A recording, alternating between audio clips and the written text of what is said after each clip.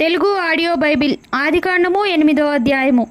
దేవుడు నోవహును అతనితో కూడా ఓడలోనున్న సమస్త జంతువులను సమస్త పశువులను జ్ఞాపకము చేసుకొనెను.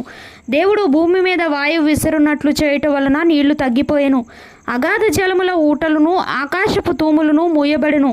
ఆకాశము నుండి కురిచున్న ప్రచండ వర్షము నిలిచిపోయెను. అప్పుడు నీళ్లు భూమి మీద నుండి క్రమక్రమముగా తీసిపోవచుండెను. 150 దినములైన తరువాత నీళ్లు తగ్గిపోగా 7వ నెల 17వ దినమున ఓడ అరారాతు కొండల మీద నిలిచెను. నీళ్లు 10వ నెల వరకు క్రమముగా తగ్గుచూ వచ్చెను. 10వ నెల మొదటి దినమున కొండల శిఖరములు కనబడెను. 40 దినములైన తర్వాత నోవహు తాను చేసిన ఓడ కిటికీ తీసి ఒక కాకిని వెలుపలికి పోవిడిచెను. అది బయటికి వెళ్ళి భూమి మీద నుండి నీళ్లు ఇంకిపోవు వరకు ఇటు అటు తిరుగుచుండెను. మరియు నీళ్లు నేల మీద నుండి తగ్గినవో లేవో చూచుటకు అతడు తన యొద్ద నుండి నల్ల పావురం ఒకటి వెలుపలకు పోవిడిచెను.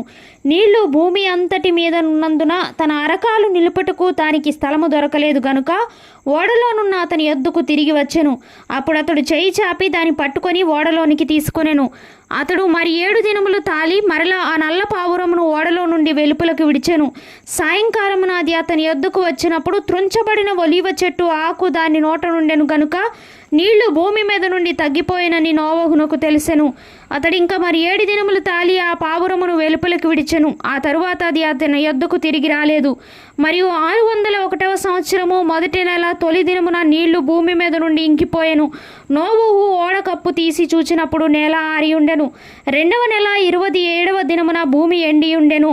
అప్పుడు దేవుడు, నీవును నీతో కూడా నీ భార్యయు నీ కుమారులను నీ కోడండ్రును ఓడలో నుండి బయటికి రండి.